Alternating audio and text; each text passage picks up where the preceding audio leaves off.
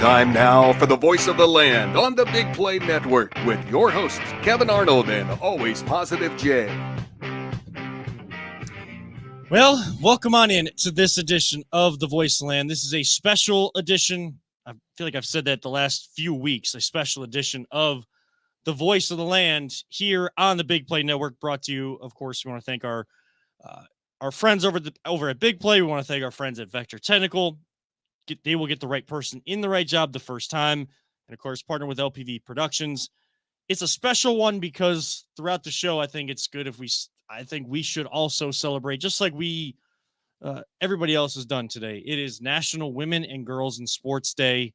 While that should be celebrated every single day, we know that we're still working through that level of equality, and that's always, unfortunately, that's still there. But we are going to shed some light on some of our favorite women and girls in sports today. But we do start the show. We're going to have an interview with goalkeeper from the Cleveland Crunch, who are now 3-1. They've won the last 3 matches. Of course, our friends over at the Cleveland Crunch, we will support them and promote them any way that we can.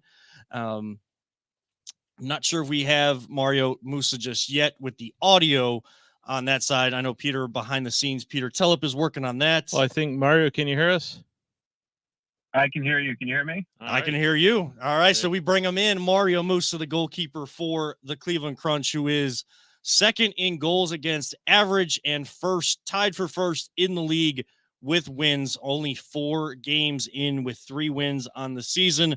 Marijo, now considered a friend of the show because you've been on multiple times. That's kind of our running thing. If you come on the show once, you're a guest. If you come on 2 or more times, you are now a friend of the show. So Marijo, thank you so much for coming on here tonight.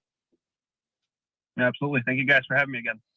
So Marijo came up to me after the game. I was packing up, helping Peter load up the truck. And after doing that, he's like, hey, next time you guys are doing a show, or like, let me know, like, I'm willing to come on. And I was like, great. 'Cause we love having you on. We love having the Crunch on. And I mean, just like the Cavs, the Crunch are one of the hottest teams in town. Hottest ticket to get is very difficult to get. Marijo, that atmosphere on Saturday was absolutely electric. Knowing there was a big matchup, you guys have had all your games sold out already, but especially in that one, felt a little bit different, didn't it?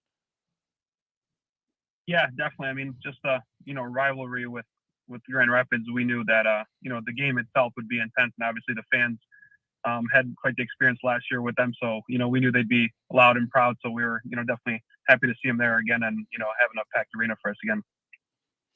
Now, you guys got out to a 5-0 lead there in the first quarter, but we know that Rapid City FC has a high-powered offense, just like you guys do as well. As Rapid City was chipping away and getting back into the game, what were those huddles like? What was the message? Because it seemed like while Rapid City may be trying to get in your guys' heads a little bit, get under your skin a little bit, it never seemed like you guys wavered at any point and always seemed to be in control. Even as they came back, you guys had the answer when you needed it. Yeah, definitely. I mean, just through the timeouts, it wasn't, too complicated. We were just telling everyone, just stay composed on the ball, trust each other, building out of the back, whether that's starting with me or, me playing it out to the defenders and then building throughout the back. Either way, the message was consistent. It was just stay composed, stay confident. Whether they come back and tie the game or even if we go down 1-2 goals, whatever it is, just stay consistent and trust, what Coach Antonio has been, preaching to us and teaching us from the get-go. So, we obviously have the personnel and we're confident in one another. So regardless, like I said, of the scoreline, we're confident that we can, keep the ball and play the game that we want to play and not feel, the pressure of the moment or any sort of momentum that's coming from the other side. Appreciate you coming on. Like, that means a lot to us, obviously. Like, and we're always saying how we can't wait to spread the word of you guys, and you guys are backing it up by winning big games like this. For you being the goalie, you got a unique position, obviously, because you're almost on an island. You know what I mean? How much do you love that pressure of being the goalie? Like in hockey, I know you get a hot goalie in playoffs, you can win, and you don't have to have the best of teams, but you got a great team behind you, obviously. But how do you love playing goalie position? Oh man, that's a loaded question. So I'm gonna have to give you a loaded answer, but it's definitely not for everyone. I'll tell you that. There's times where even I'm like, geez, this is rough, but I just love the intensity of it and just being that last line of defense. Since I started playing when I was 10, 11 years old, it was my first position, so I fell in love pretty early. But all the ups and downs that come with it, that's why I do appreciate the position for what it is. And everyone that has played the position, whether it's in soccer, goalie, whatever it is, or in hockey, whatever it is, there's a certain level of understanding of from one goalie to another, and actually what it takes, from a physical and mental toll.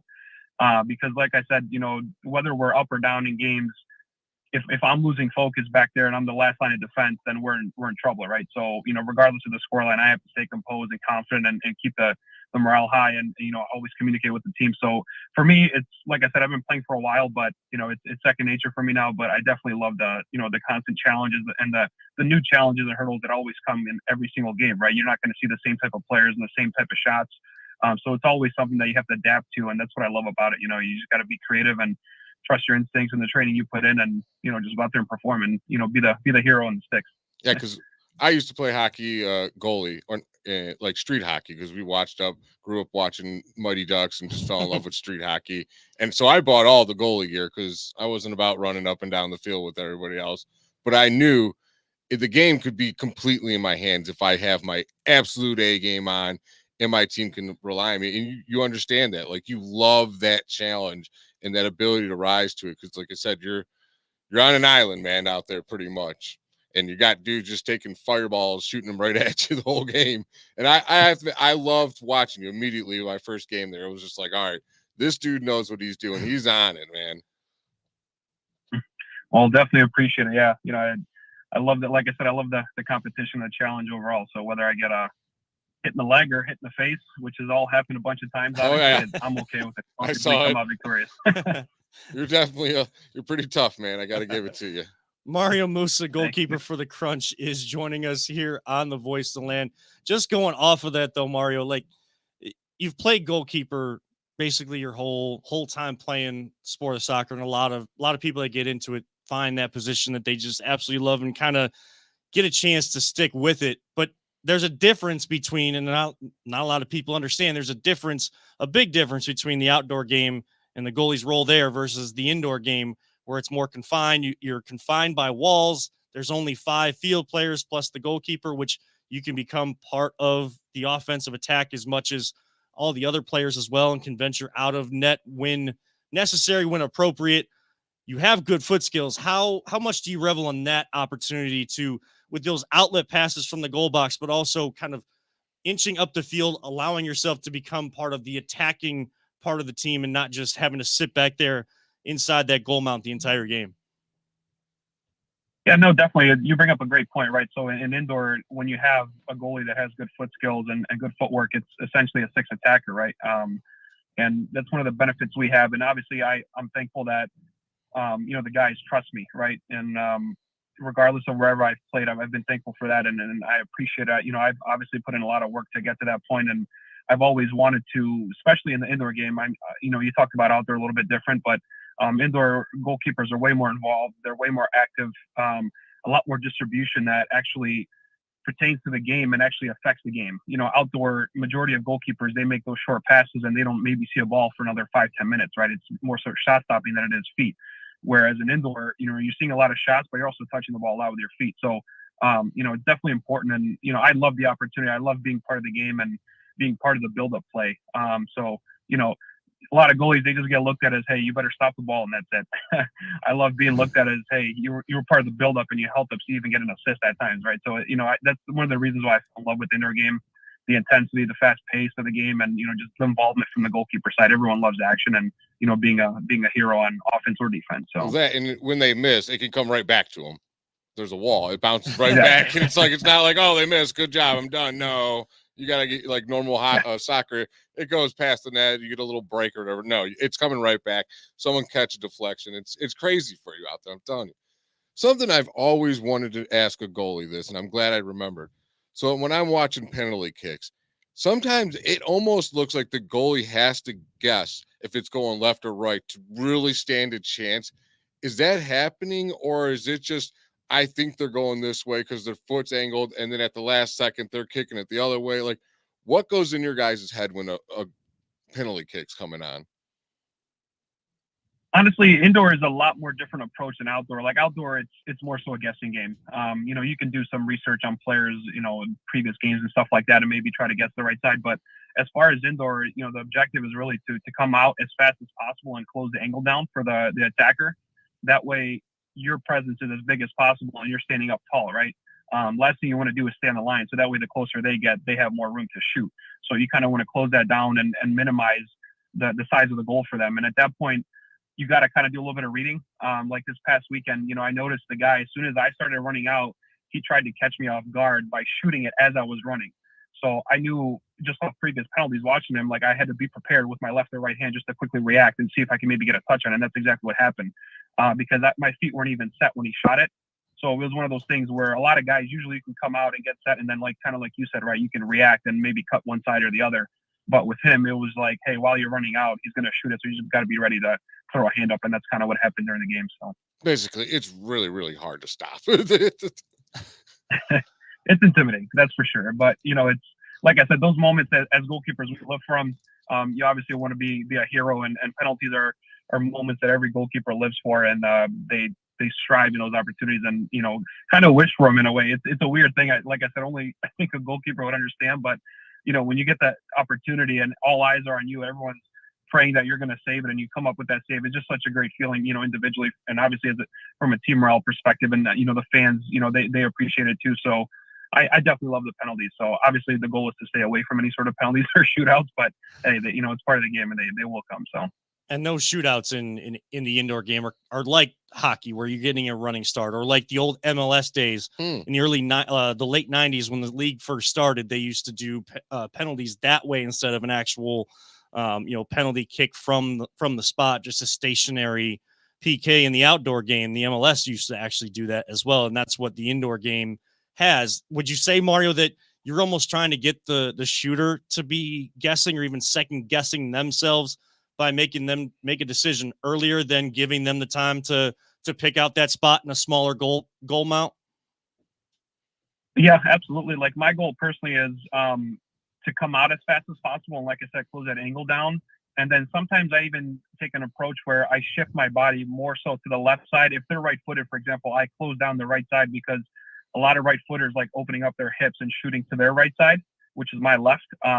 So sometimes I even come out fast and just kind of move over a little more. So that way they think, oh, he left that side open, I'm just going to shoot over there. And the last second I move over and kind of force them that way, right? So there's a bit of, tactics involved. I guess it all just depends on knowing your audience and who you're playing against. But either way, my goal is to come out as fast as possible, close those angles, be as big of a presence as I can, and make it as difficult as I can for them to shoot. So that way it's not as easy for them as it seems, right? I think from a distance, from an offensive side, it looks like, okay, it's just a goalie. This guy should score every time. But in indoor, actually, it seems like the goalie almost has a bit more of an advantage because they can fly out as far as they want and be as big as they want, right? Field players, you just have the ball and you have like 2-3 seconds before they got to score. Otherwise, everyone else is catching up. So it just kind of happens in the blink of an eye. And, that's why you probably noticed a lot of games during our season so far. We've missed a few, right? And when the goalies come out that far and fast, it kind of throws the striker off. So every goalie is different, has a different approach, but again, it's just down to the forward to kind of adjust to what we do. So, well, he would stop every shootout I have because he's already got my tactics as an offensive player. Here Open up the hips with with my right foot. It's funny you mentioned that. It's funny you mentioned that because I'm over here thinking of me being me. I always said if I played soccer, I'd play goalie. Like I'm built to play goalie. I was a wide receiver, a shortstop, and goalie in hockey. Like I'm made to play the position. But as far as I'm concerned, that's probably all in my head, and it's way harder than I'd ever imagined. Regardless, I got to come down to one of these games soon with my nephew. I'm going to come early, and you're going to give me a couple tips, and we're going to record Kevin doing a penalty shot on me playing goalie one of these days for the show. Well, luckily my son doesn't understand what's actually. Yeah, what he won't remember. Seeing, so when I block you my first time ever in net, don't be embarrassed. Man, I'm embarrassed. I look at my teacher, man. I got this, dude. I got the Miyagi of goalies, bro.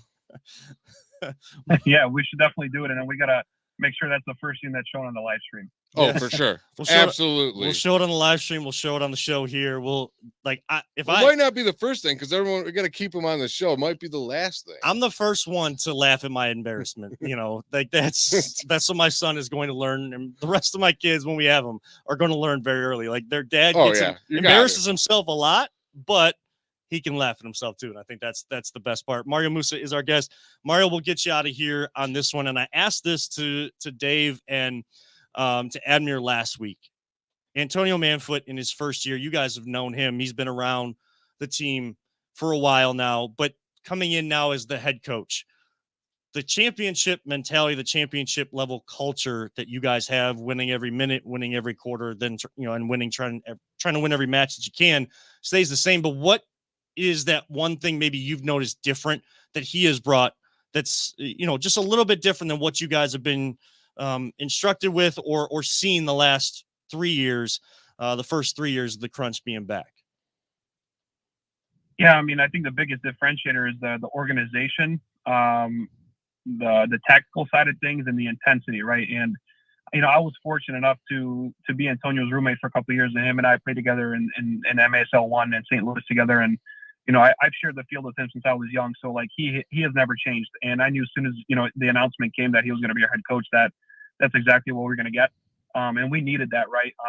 We have a championship under our belt, and let's face it, when you win, it's very hard, or very easy, should I say, to get complacent and to try to repeat and stay extremely disciplined and have that same drive and hunger, right? And as soon as Antonio came in, you could just tell there was a switch on the guys, and everyone is taking it more serious, which is what we needed. I think we have a lot of talented players. It's a good mixture between experience and rookies and sophomores, things like that. But as soon as he came in, you could just tell the understanding of the indoor game.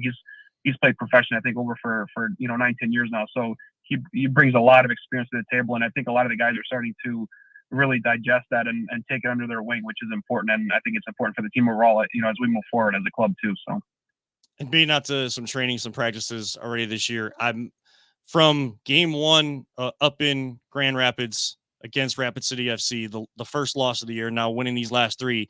Just seems like every single game, the stuff you guys are doing in practice, the way he wants the ball to move, the type of tactics you guys are doing, the little adjustments you're making, seem to really be translating out there on the field, and guys really playing well together. That's what I see. And is that how you're seeing it from your vantage point, being able to see kind of everything in front of you from your goal mount? Yeah, absolutely. And one of the things that maybe you guys even notice is the amount of balls that I haven't had to play this year, right? Like, the past years I was very involved. I was coming up a lot. The way Antonio is teaching us is for me to distribute out of the back to our defenders, and we run what's called the weave, right? So certain players are making certain movements to shift the defenders. That way we can have that entry ball to the target, and they can hold it up and players just run off and either for a shot or a tap in, whatever it is. But that's been the main thing. Like I said, whether we were winning or losing, it's the same consistent message over and over from Antonio. And again, that's where that experience and understanding of the game comes in place, because that's the way you get back into games, and that's the way you control games as well. And he's done a great job of delivering that same consistent message to us, and it's clear and it works, right? We noticed over the weekend, like you said, we felt a little bit of pressure, momentum from Grand Rapids. They scored a couple goals. They beat us in the second quarter, and you could feel a little bit of the momentum and the panic shifting. And his message never changed. It was, hey, run the weave, stay confident, trust each other, trust in what we're doing and what we've worked on since the beginning of the season, and things will change. And obviously you guys saw kind of the scoreboard took care of itself and everything. So, we're definitely happy with the result that we've had with Antonio, and, we love having him, and he's great for this team. So the nice thing about when you start a new system like this and you're winning early, you got only more to get better, and you're going to get better. Absolutely. Yeah, you don't want to peak now, but definitely off to a great start. If you look at a third of the season gone, the first 4 games gone, 3-1 in that section. I know you guys want to continue to build on that, and I have no doubt that this team will do that. Mario, thank you so much. Marijo Musa, the goalkeeper from the Cleveland Crunch, thank you so much for coming on tonight. Let's keep this thing rolling this season, one minute, one quarter at a time, one game at a time, and I have a feeling that there's bright days ahead this season for this team, the way you guys are playing. So thank you so much for taking time to join us here tonight. Absolutely. Thank you guys again, and look forward to lifting the trophy with everyone this year. So Absolutely. Absolutely. And we'll have you back on again sometime soon, especially if there's a trophy. We'll have the all the friends of the show from the Crunch on the show. So thank you so much. That is Marijo Musa of the Cleveland Crunch. If you want to get out to a game, I'm telling you, the atmosphere is electric. It is family oriented. It is a great time to bring the family to. You got to get tickets early. So there's a game coming up on February 24th. That's the next home game. If you want tickets to that one, start buying them now. TheClevelandCrunch.com is exactly where you can get your single game tickets. I'll be going on for the 24th right after Absolutely. the show and buying some tickets online. Yep. You and your nephew will be out there. We'll show you the setup that we have with the broadcast as well. And it's going to be a great time. It's going to be Rapid City FC again. So another big matchup at home, but they have some other games going on the road now, facing off against some other teams in the league. So some tests, being away from home, being away from that home crowd.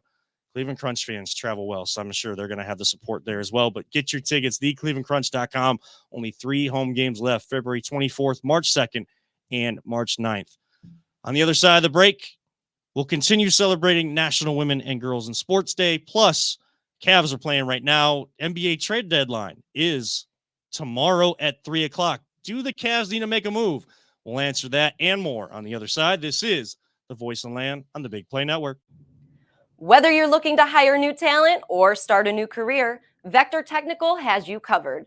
Vector Technical is a 28-year-old staffing firm that has helped thousands of job seekers advance in their career with reputable partners throughout Northeastern Ohio. Vector Technical is more than just a temp agency. With an above-average hire-in rate of 1 in 4 candidates, Vector works hard to connect the right person with the right opportunity the first time. Vector Technical hires for skilled manufacturing and light industrial work and is sure to have a career that you've been looking for. To learn more, visit our website at www.vectortechnicalinc.com. Welcome back to the Voice of the Land here on the Big Play Network. It is National Women and Girls in Sports Day. We are celebrating throughout the show. I will celebrate. We just had Marijo Musa, the goalkeeper of the Cleveland Crunch. One thing that the Crunch are doing is they're partnering with Cleveland Professional Soccer, the organization trying to bid for an NWSL team. That is the Women's Professional League. That is the top league in women's sports. Like where the top players play is here in the United States. Now there are teams with like Manchester United has a women's squad, Chelsea, Real Madrid, like all of these big name teams, but it seems like a lot of the big time players that you always hear about, always talked about in Women's World Cup seem to be here in the professional ranks here in America, but also overseas as well. So there's a little bit more balance between the leagues, I would say, in the women's game, which is great to see. You want to see excellence at all levels and at all clubs. But the Crunch have partnered with Cleveland Professional Soccer. I would love to see if there's a way we can partner with them as well to get the word out there. Make sure you check out, go ahead and search Cleveland Pro Soccer. They are trying to bid for a women's professional team. We have MLS Next, which is kind of I would say the third tier of the MLS league, developmental part of the league. We have an MLS Next team coming to Cleveland in 2025 on the men's side. We definitely want a women's team. I think this town would definitely support that. So get more information. Let's bring a professional women's soccer team here. And my highlight for National Women's and Girls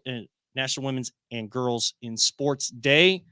Yesterday, I had a chance to go back to my alma mater. It's a different building, so like it's not my actual alma mater anymore. All 3 school buildings have been torn down. They've combined all into one at Wycliffe, and a very nice facility.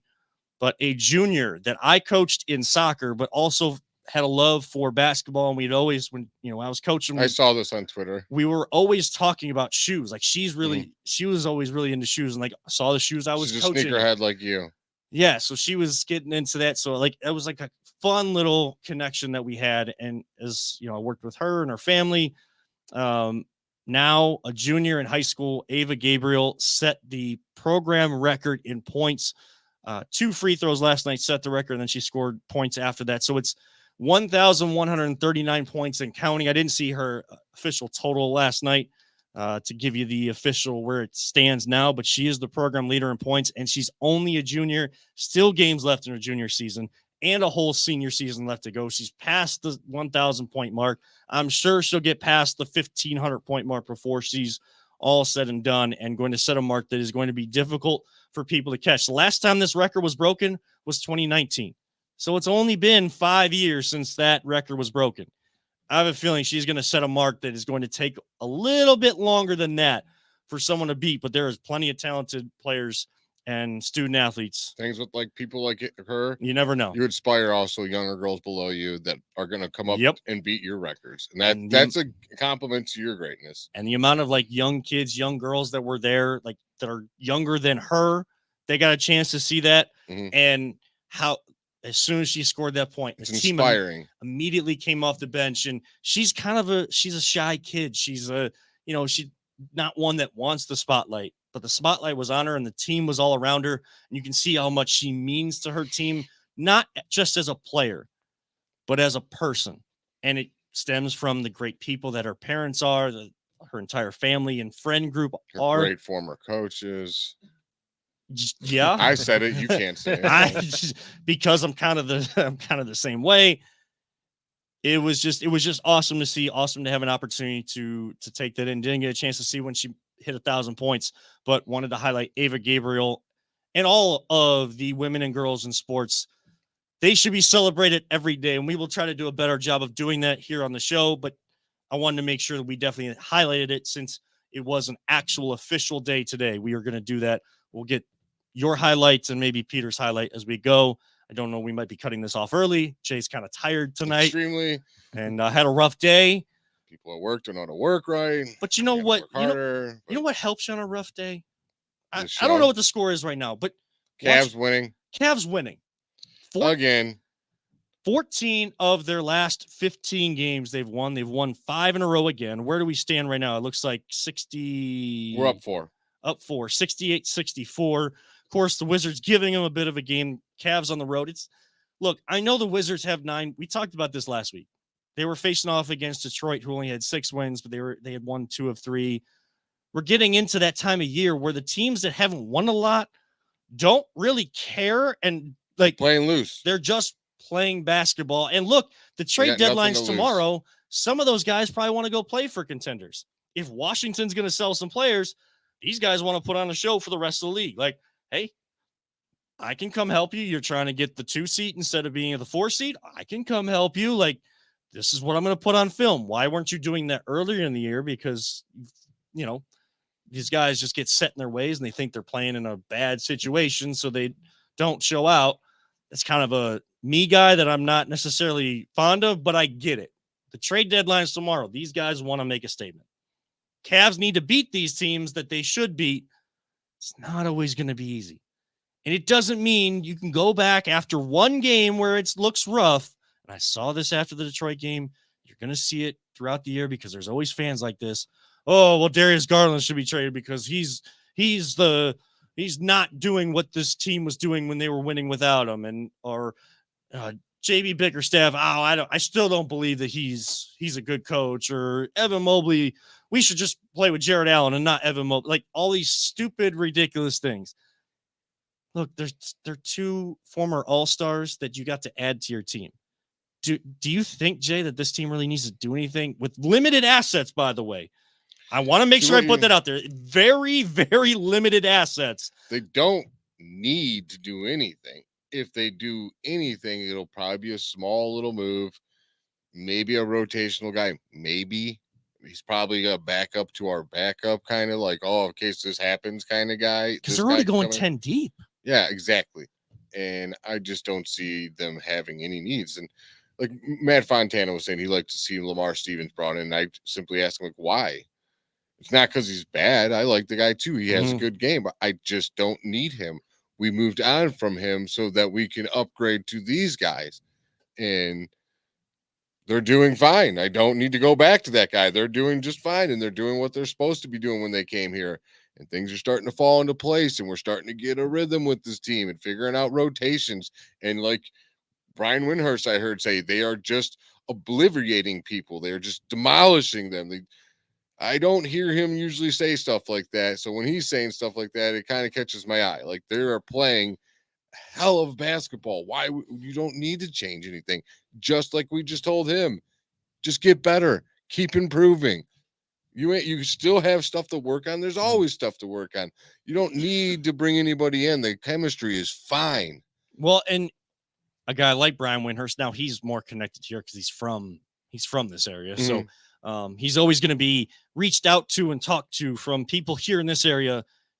Him now being on the national NBA coverage that he is, a senior NBA writer and an insider that they go to a lot for a lot of news. Behind Adrian Wojnarowski at ESPN is Brian Windhurst. Like, that's where he has built his career. From It's the like Akron Beacon Journal. That's in my way up there. Like if it was a liquor, that's like top shelf guest for me. One gets right there. Like yes. If I ever could pull that off, just one at this time of night, bow. it's tough to get him. We'd have to record something with him because he's probably out at some game or he's always working in his office with a bunch of games going on and his phone going off with all these rumors about or reports coming in about possible trades that might happen by tomorrow. Not a lot is happening. I know there's a lot of like scuttlebutt, and Charles Barkley thinks that this could be one of the most active trade deadlines Peter, ever. You didn't go to Kent State, did you? No, I did not. I went to Akron. Oh, that's not going to work for us. That's the exact opposite of what we needed right there. What'd you say? You went to Kent State, right? No. You went to Kent State. If he's coming on, you went to Kent He's State. trying to convince you.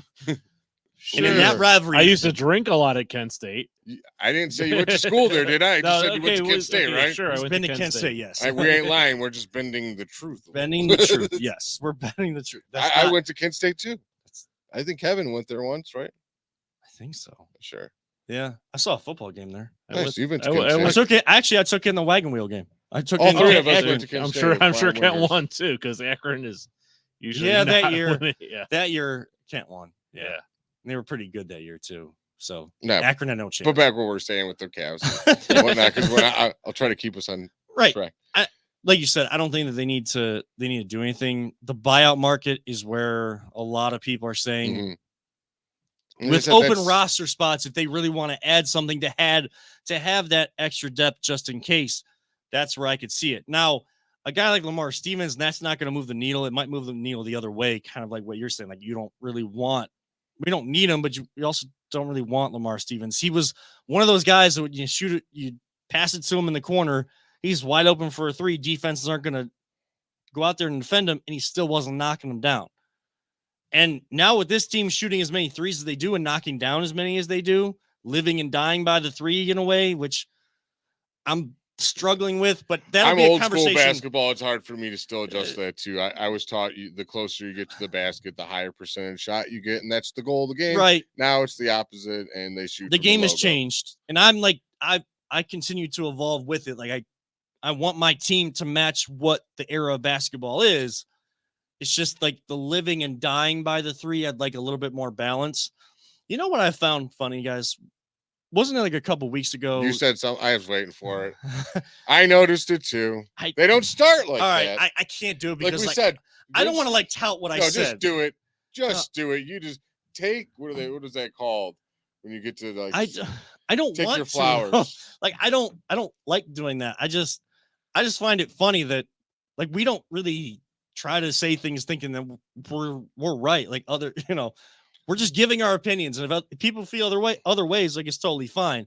It's just weird that something that Brian Windhurst even pointed out. Yeah, I heard it. They're not bringing Garland and Mobley off the bench as like a whole second unit, but after the game starts, they're staggering a guard and a big man. They're playing 3-point shooters. Yes, the guard and a center. And that is working, and they're just killing people because guess what? When the second team comes in and it's your second team, it's still like our first team. Yeah. And it's working. We're not worthy. We're not worthy. We're not doing the Wayne's World thing over here. I love Wayne's World. Again, I love Wayne's World too. But no, it was a good call, and I agreed with you. Like it's working. You do what works, man. Don't put egos aside, and they are. That's great. And this team is going to have to continue to do that. There's going to be a stretch where they lose some games, like 3 or 4 lose a game. Like, yeah, can't win all 82. Like even the even the Warriors at 2016 didn't win every game of the regular season. They lost 9. They won 73. And then they lost some real important ones later on. But That's why you can't consider them one of the best teams of all time because, yes, they beat the Bulls record, but guess what the Bulls did? They won a championship that year. Who didn't win a championship? Oh, yeah, that's right, the Warriors, because we came back from a 3-1 deficit. Championship team, one of the greatest of all time. So yes. Because they beat one of the greatest regular I teams. didn't like that there was like conversation recently kind of like trying to downplay that. Like it's only. No, I heard how he described it. He was more put into content. He's basically saying what helped make our championship like super like awesome. The other especially teams suck. Yeah, it was not. It Or was not the accumulation of just not winning anything in that year after year and decade after decade of all three teams not doing anything. The first team to do it was going to have a stellar thing, but it was then the perfect storm with what they were also doing. And it was both things coming together that made it that ultimate championship that we're always going to love. So he wasn't really wrong. I just don't think he was emphasizing how insane it was to beat that 73 team or 73 win team and to come back down 3 games to 1. And like take the other 2 teams out of it. Like that is part of it. And he's not wrong in that sense, but I think he's putting more weight on that than especially that we would see it here in Cleveland, because you take those other 2 teams out of it. Look at the entire situation. Warriors were 73-9. We're running through everybody in the playoffs. You also have to add in the fact that LeBron is from here, left, came back. That's where I was going to get to. There's like, it's all these different. It was a perfect storm, is what he was trying to say, but he was emphasizing too much on the losing. When you look at the history books in the NBA Finals, there's still only one team that's come back from a 3-1 deficit. And what you can't ever take away from the Cavs is we were the first. Whenever another team does it, they're just next. So there's not just one team on the list. So it diminishes a little bit. Comparing us to us at this point. It's still going to be the Cavs did it first. That team did it first. And it's just, I can see it for a much bigger weight on that championship from just a pure basketball standpoint. Maybe that's just me, and maybe that's somewhat biased because we're from here. But like I didn't necessarily like that. In terms of this team is playing the team basketball that we've kind of always wanted, and they're finally doing. I think we're seeing the new version of offense that JB Bickerstaff told us about to start the year. Look, there's going to be a stretch of games where they may lose 3 or 4. Some guys might, not shoot as well. If you're living and dying by the 3, there's going to be nights where you're truly dying by the 3, and you might get run out of a gym. It happens. It's an 82-game season. One game doesn't change what they're doing right now. If this is the team more consistently down the stretch and after the All-Star break, if we continue to see these good habits, this is going to be a team to be reckoned with in the Eastern Conference, which is kind of wide open right now. Outside of the Celtics, Bucks don't look like otherworldly. They have no defense at all. Unfortunately, the 76ers, and you wish the best for Joel Embiid, but he's going to be out for a little while. And they're going to fall off. Those knee injuries. The Knicks, man, they are not going away. They're not going to go away. I check the scoreboard for NBA every morning to see who in the Eastern Conference loses. I'm like, all right, Cavs won last night, and so did the Knicks. Just won't. And hey, I don't know. I just hate the Knicks now, man. After last year, I more so hate. Do you not want to play them again? Like, I want to avenge that loss last year and beat them. If we I end up can't playing handle them, New York having that over me, Kevin. Yeah, I mean that would be the perfect way to kind of rewrite the story, because everything right now is still like, yeah, they're playing well, but and then go to New York and have my man Spike Lee, Jared Allen ball out and be like, you know what? Saw the lights last year. This is a different year. He got to a certain level in his career. I'm calling it, man. You knew it. I told you last year he's going to be back and he's going to be better than ever. And he can learn from that. Like he's not changed. Man, was that another hot take we got right? Yeah, but I'm not. I'm just saying. I know we don't go on a platform to say like. No, like I said, we've expressed many times. We don't say anything like hot take because it could be probably wrong. We're saying it's because we're not sure everyone really thinks this, but we truly do believe it. And that's true. That's come true. Just saying. There's nothing. Peter, you got any hot takes? No. good. I thought he was going to say Guardians are going to win 100 games. I think Peter's kind of hurting on this Listen. team. He lost A little- his Tito. I didn't even have to, like, little lost early, his little little early Tito. for that. As the baseball guy I am, I didn't even have to like back off of that. But He lost I his put little it- Tito. I totally understand what Jay's saying about that. It's like losing to the Yankees in the playoffs. It's Yeah, I just, don't ugh, like it's losing just, to New York with anything. see, people unnecessarily, and we're going to talk big Dude, game. I'll argue the fact that we have better pizza than New York. Sorry, went there. Overrated. I can't argue that anymore. Like, I can't like get into that conversation anymore because I can't try most of it. No, you're out of this. Yeah. I'll defend this Okay. land. Based on It's great pizza. on behalf of stations. VTL, you defend that. But we're going to talk big game on the other side of the break.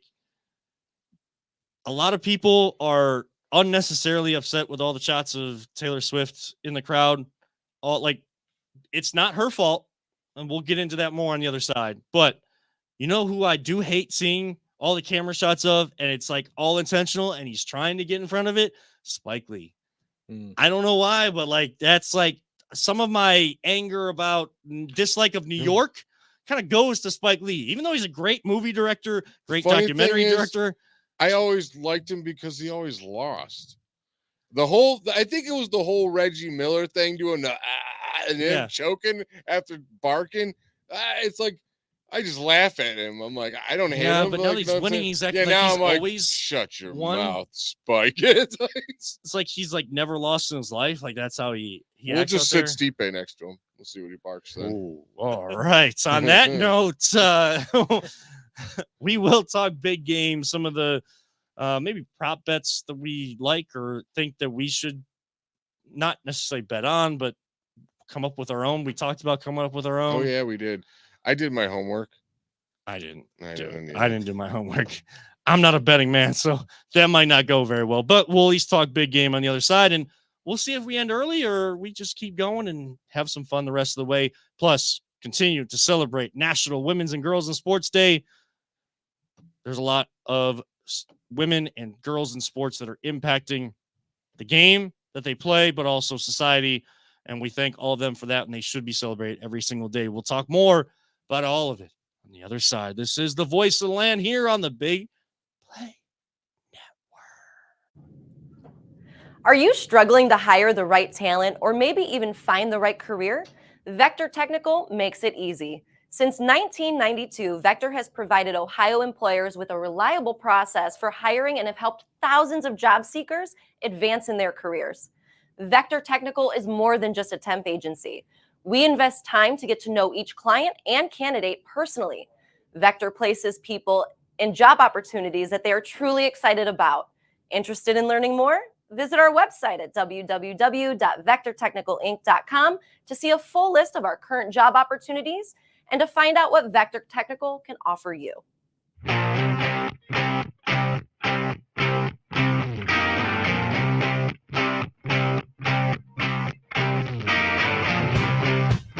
Get your gear at voiceoftheland.com/shop.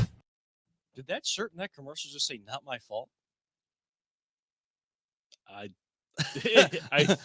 For those that don't, I are didn't only see listen, it. I think it does. You know how long ago for I made those that only commercial? listening to the audio on Google, Spotify, Apple, and the Be On Air network of podcasts, we want to thank them as well for taking on our audio and putting it out to more people for us. We have commercials running, and you might be able to hear them in the audio, but you don't know what is happening. So when it's the voiceoftheland.com, we have a little shop with some shirts, and while it still shows Paulus on the commercial, Jay is actually on the shirts. That's what they tell me. There was just a shirt that I saw on there that it was like the colors of Neapolitan ice cream. It was like that pink strawberry on the top, the vanilla white in the middle, and like the chocolate. I wasn't looking because like I gotta look this way if I'm looking at it, and I definitely Well, I didn't see it. did because I have the countdown in my ear and I know when to look at the camera. I'm looking away from the camera right now for those listening to the audio. And now I'm looking at the camera and away into it. Like and here's away, looking at you. into it. Here's looking at Kevin. Here's looking at the screen. Yes. So I was Here's looking at the guest. Like I got 4 different views. I need 4 cameras here, Kevin. And so I was looking at the screen and I saw a shirt that I think said "not my fault." I missed it. I'm gonna have to go back. It's the first time I watch ever noticed it. And it totally, took us off of what we were talking about. It's But it's not your fault. No, I should get that. I should get that shirt and just wear it around Jana. Sorry. I wouldn't do that. Sorry, it's not my fault. You just admit it's your fault and move on. That's better. Mm. Trust me. Trust me. Sometimes, 80 to 79 at the end of the third. So you were talking about people being mad about Taylor Swift. Yeah, so Are you guys upset with the showing of No. Taylor Swift? No, No, not really. Here's I'm the not thing, like is a she's fan of hers, but I am not either. I was a little annoyed at first because it was only because they kept cutting away to her a lot. But it's like, you know what? If I rather them cut away to Taylor Swift than to like Some drunk guy with his shirt off going to Jackson Mahomes or I don't need to see Pumpkinhead's face 20 times on a TV. yeah, I I mean- agree, but Taylor Swift's a big deal. Like she's huge. she is Yeah. huge. And Hey, do you know what they said? The average, like most, she was on a TV screen for a whole game. Accumulation, 20 seconds. I mean, the 20 last game, seconds is the longest. Yeah, she's the been on last TV. game she was on mostly at the end. When she was That caught, or when yeah. Kelsey does really good or Yeah. a great play because they want to see her reaction. And they show, Trust me, and they should do that. Yeah, they That's show just dumb family. business They show not to. stuff. Yeah, I don't know if it's- the people knew this, but there's a lot And of Swifties out it's there. something to complain about. Yeah, It's that's the thing. everybody's hot Everyone take. wants- everybody's always gonna have something to complain about, and we know like the type of person that's and we're going to that's- complain that's about them doing that. complaining. Just so you guys know, we pull back the curtain and everything. Guess what's happening? She's in the suite watching her boyfriend play football, just like when you play at the high school level, and your girlfriend was playing volleyball, you go to her games, and then she'd come out to your soccer games, your football games, like you're supporting each other. That's what she's doing with her boyfriend, Travis Kelce. She's just coming to support. She's not asking. She has no earpiece or any microphone connected with her telling the camera people when to turn to her. No, it is the producer of the broadcast saying, hey, camera 2, Travis Kelce just made a big play. Find her in the suite. Find Taylor Swift. Camera 4, find Taylor Swift. Like it's the broadcast. Then it's Jim Nantz and Tony Romo focusing more on that, and Tony Romo still calling Taylor Swift Travis Kelce's wife instead of his girlfriend, and Romo just kind of he started out as a great color commentator. He's terrible now. He's going off the rails. God, he's so bad. Look, I just kind of pointed you in many different directions to complain about. Is that going to change anything? Absolutely not. When they show her during the Super Bowl, is that going to big game? We're not sponsoring anything. I think I'm allowed to say it. I don't know. We won't take a chance. So Jana just sent me the screenshot. My wife just sent me the screenshot from the commercial. I think she rewound. And yes, it says not my fault. Here, I'll pass it around while we're having this conversation. Huh. I think it's just her. She's wearing the hat, but not our shirt. Yeah.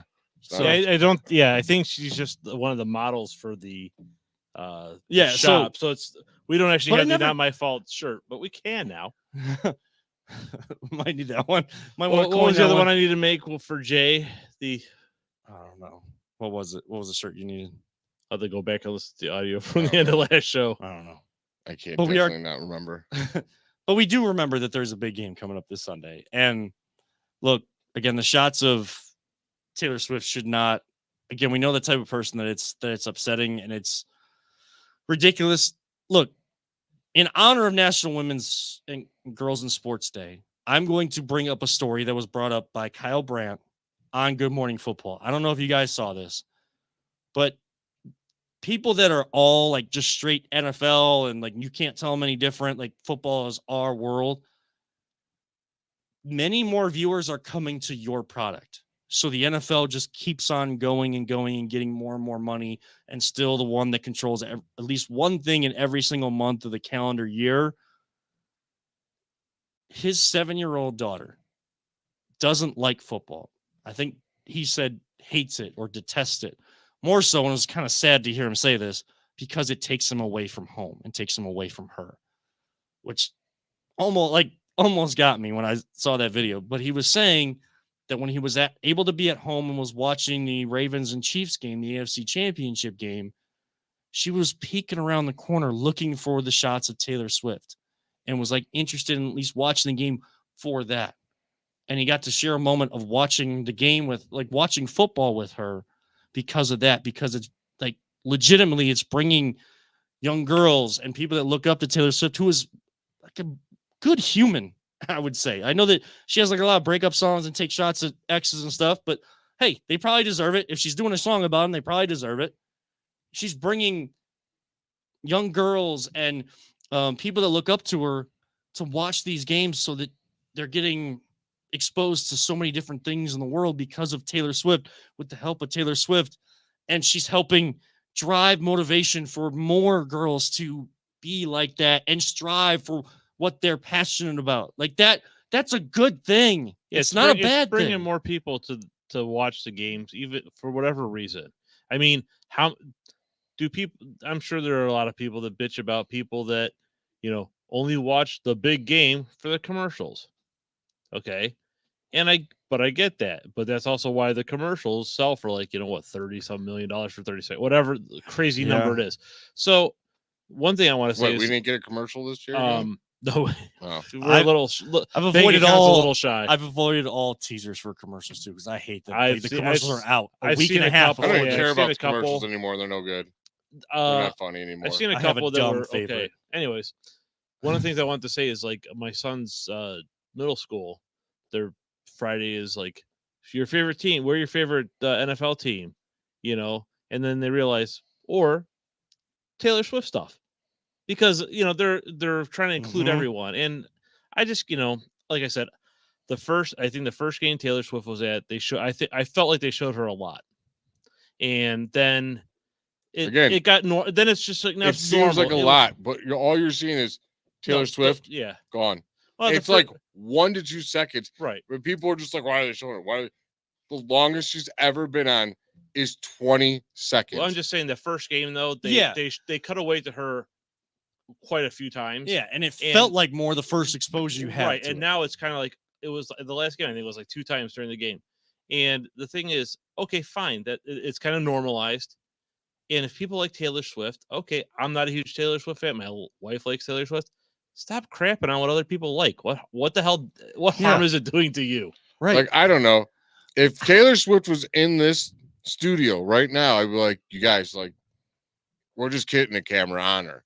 I don't even care if she talks. We'd have to put her in the I'd just be like, popcorn machine wherever they did that one time. Sure. in the Just ball. put a camera on her. The janitor And people thing. will I be saw like- that. That's pretty no funny. matter millions and millions of people would watch our show, even if we just camera her eating the damn popcorn. So Taylor, if you're watching, this is an invite to Yeah, officially anytime, come on whenever into the you studio want, you're more than anytime. welcome. Hey, Travis Kelsey, you're Cleveland Heights. I live in native. Garfield Heights. We're neighbors. You, bro. your brother, you guys have a great podcast. We'd love to have Oh, you guys. yeah. There on, again, right? more of that top shelf guest Like, right there. We'll reach out to anybody. We'll have anybody. I've tried to reach out to Jason. It didn't work. Yeah, well, he does have 3 kids, and Yeah, the podcast. Did you have your shirt on? I'll have beer Maybe- next time. There you go. Yeah, there you go. Take your shirt off, have a couple beers, You send them gotta- that You gotta Snapchat. have the beers for Mhm. for Jason Kelsey. That and seeing people had issues with, even though it was a Eagle, still like he hasn't officially retired, him going to the Bills thing and partying with, why do we gotta find a problem with every little thing? If seeing Taylor Swift for 2 seconds every now and again during the game affects your Here's the ability to thing. watch the game, you got problems, and I feel sorry for you. Once you're a fan, sorry you to just say have it so fun blunt. and enjoy life. Like he was just enjoying life, no matter what happened. Jason Kelsey was having fun that day. Look how Would he have athletic been he happier is. for his brother if he won? Sure, of course he was. But if you'd have lost, he still would have had a fun time and be like, you know what? He'll probably be better back to next year because he's just a happy-go-lucky dude. It was the first time meeting Taylor Swift, and she got the full Jason Kelsey experience, even though his wife told him not to. Did you guys make it? Are you going to make any Super Bowl bets? Neither one of you guys are gamblers. Let's- I made a bet. Let's talk about that on the other side. We'll finish with that. We got one more break to get in. We're going to do a full show tonight. Sorry, Jay. No, we're fine. We're already there. It's We're already there. So, one final break. We will finish with this game. And Jay, Peter, when we do come back, before we get into our picks and stuff for the Super Bowl, maybe favorite commercial, just a little conversation about it, do want you guys to highlight someone I just involved. been waiting. Okay, well, we'll do that on the other side. I got to be a better host, apparently. So we'll go to break and get to Jay's take on the other side. This is the Voice of the Land on the Big Play Network. Are you looking for a career in manufacturing? Vector Technical has you covered. Vector Technical is a 28-year-old staffing firm that has partnered with some of the biggest and the best companies throughout Northeastern Ohio. The recruiters at Vector Technical will coach you through the entire job process and will help you land an opportunity that you are truly excited about. Vector does not add any additional fees and offers benefits as well as free online skills training through Penn Foster. To learn more, visit www.vectortechnicalinc.com and make sure to check out our job board to see a full list of our current opportunities and apply. Kevin just Welcome called me back to the trash. I was going to keep it. I know, and I was just gonna throw it right out there. Oh man. Yep. Between shows, we always say there's a show between show. Kevin just called me trash. You called me trash first. I did not. It's a lie. You're lying. I know you are, but what am I? We're not bickering or nothing. I don't know what you're talking about. I'm rubber. You're glue. Whatever you say to me bounces off me and sticks to you. So yeah, you're You trash. probably did say that a lot as a kid, didn't you? I did. Oh my God. That was kind of like my generation. Like we were really big on that. Yeah, we just punched you in the face. All right. We kind of Glad I did didn't both. go- Hey man, Whatever. I ain't lying. That's how it was. Glad I You made didn't, fun of me. I didn't ask questions. Just no. Glad I didn't grow up with Jay, but on a No, you didn't want to grow up with me. You're a on good a kid. lighter, more professional note, it is National Women and Girls in Sports Day. I did highlight Ava Gabriel, a junior at Wycliffe, who set the program record in points for the girls basketball team last night. Got a chance to see that. Jay, who would you like to highlight today? Years and years ago, I said on Twitter, she's going to be a great sports journalist. Watch out for her. And sure enough, she started off as the content director for News Channel 5, and now she's sports anchor, and all over the place. I got to give it up for Cameron Justice. She's doing a fantastic job out there. And I just got nothing but the nicest things to say about her work. Love all the pieces that she puts together, especially like the one-on-ones. And I keep forgetting to reach out to her to come back on and stuff, and I got to. We should definitely have her on, I especially also with the know Cavs. she's insanely busy. Yeah, we can kind of see what her schedule looks like on Wednesday nights, or if we need to record at a different time, or there's a Wednesday that's better. Right now, the Cavs on the road. I don't think she travels with the team, with the Cavs. I don't think so. I don't think so. I don't know if she's the representative for Channel 5 that does that, but we can see, and I definitely want to have her back on because she's more entwined with the teams and can give us really, really good insight that you don't get often other places. We'll have to try to get some, as we get more into the offseason, we'll have some more Browns guests because that's the time you can get Browns beat reporters too. So maybe like Grossi or Mary Kay, people like that, like for free agency, stuff like that. But right now we'll focus on Cavs and Crunch and the big game. But Peter, who would you like to highlight tonight? Ooh, it's just a tough one. I think I would highlight my one sister, Amy, because my sister, she doesn't really have like a left hand. So she was born, she has like a hand and like nubs where her fingers would be, and her arm is shorter. And when she was in middle school, like junior high, she wanted to do gymnastics, and she was told by the school, no, you can't do that. So she went and she competed with the YMCA. And my sister would do the uneven bars with basically one hand. Yeah, basically one hand. That's insane. And would do the uneven bars. And she basically refused to let anyone tell her what she could or couldn't do. So that, a big shout out to her for that. That's pretty resilient. Yeah, and that's a great message too. Like, don't let people tell you no. I say at the end of the show all the time, don't let anyone ever tell you it's just a game. And that's because I was always told, like, my love of sports didn't really matter, that it, as much as I cared about the games. I knew other people didn't care as much as me, but I was told I wasn't allowed to care about sports and various games and be really excited or really upset if my team won or lost. I was told that.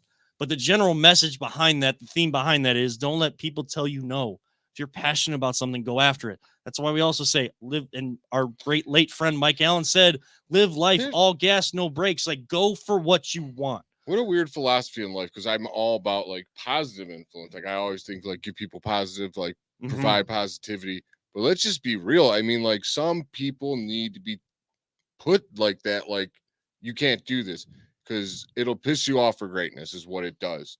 And that like fire that I'm sure whoever told her she could do it, that lit her forever, dude. Yeah. And like she went.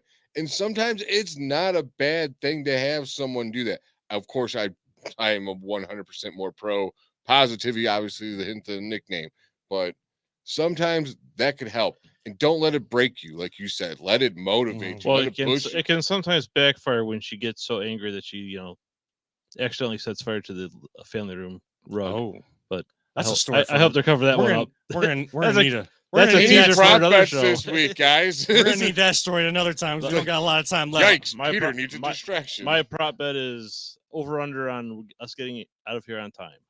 That's over. Under. It's already over. But yeah, it's we've already hit the over. we hit on that. the over. Just real quick though, and Jay, you said it before the break.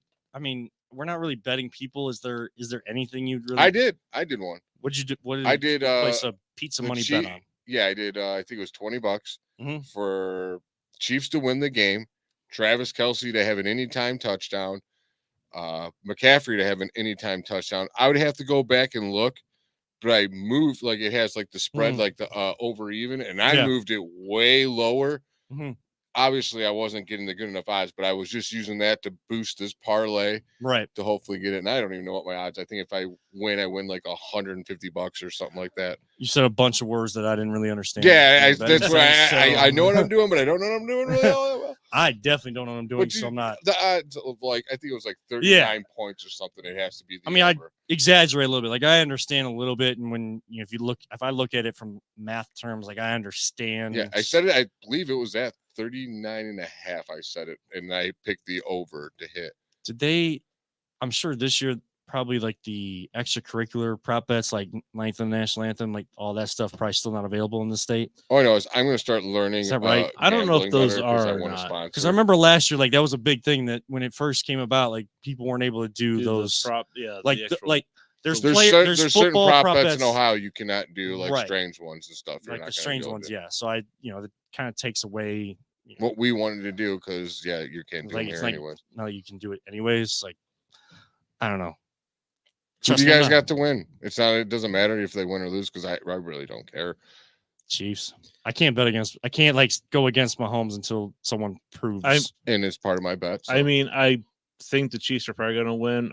I'm kind of pulling for the 49ers though, just because I of Mr. told you Irrelevant. my bet, right? Now you're pulling back for the Chiefs. Well, right? because of Mr. Irrelevant.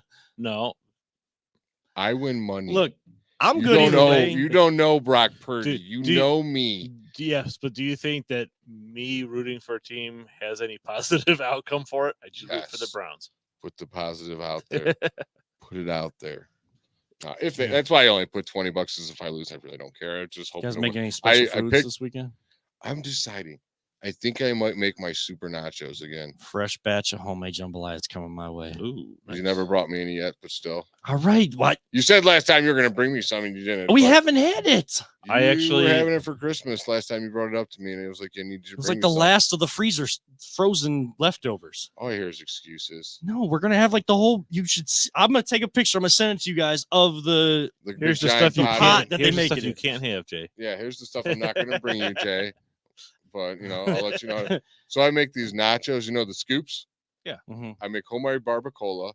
I put a little. So I could take each scoop. I put a little barbacoa in there, and I will go and get the good queso white cheese from the deli. Mm-hmm. Shave that fresh on there on each one. Bake that. Melt that down, and then I get the fresh salsa from Giant Eagle. Put a little bit of that on each one. A little bit of lettuce on that. Serve them, and every nacho has the appropriate amount of cheese and salsa and lettuce and meat and each single bite. That sounds great, but like a lot of work. It is a ton of work. What do you do? Order food? Usually, okay. But that's fine. Actually, me and Tiffany are doing it, so it's like the Korean sloppy joes. Ooh. I found a recipe for Korean sloppy joes that look delicious. That sounds good. Send that recipe. On that note, man, let's get the hell out of here because I'm Well, getting hungry again. I have a note for you. You have a note for me? I may not have had your back on getting you jambalaya, but Jana has already set a reminder in her phone to bring you guys jambalaya. Yeah, she knew, and she's listening. I love Jana. I love her too. That's why she truly is the better half. That's why it's your fault. That's why I can't wear the not my fault. Yeah, you're never. Shirt. You're gonna get this shirt that says "my fault." Yeah, sorry. We'll talk more about we'll give reactions to the game. I know it'll be kind of a few days removed, but we'll give reactions at kind of all the game on Wednesday. Can't wait to give reactions at halftime show the most, but that's just me. Big Usher fan. I am too. So I'm looking forward to seeing if he can be a halftime performance or not. But we do need to get out of here. Continued shout outs, of course. Thank you to Marijo Musa, the goalkeeper from Cleveland Crunch, for coming on. They are 3-1. They've won their last 3 games, playing the style of soccer that is absolutely fun. Get your tickets, last 3 home games, theclevelandcrunch.com. Yes, I am the play-by-play person, but instead of watching me, get out to those games because it is absolutely electric. And then, kind of wave to me up in my high perch And and see say, if you can yell louder than me. yeah, see if you can yell louder than Jay. But also National Women and Girls in Sports Day. Jay shouting out Cam Justice from Channel 5.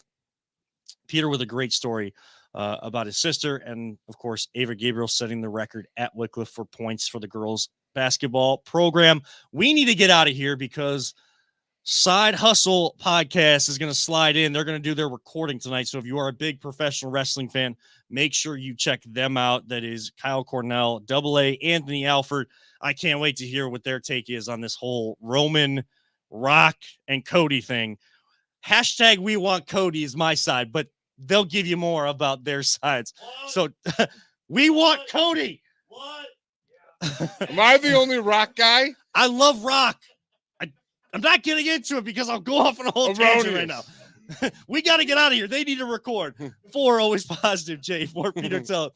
I'm Kevin R. reminding all of you, don't let anyone ever tell you it's just a game. We truly love you all. 3,000. Don't talk about it. Be about it. Live Go life. Rock. Go. Live life. All gas, no breaks. We'll see you next time. In 2 weeks, actually, we're going to be off next week on Valentine's Day. I forgot to mention that. We're off. So we'll be back in 2 weeks.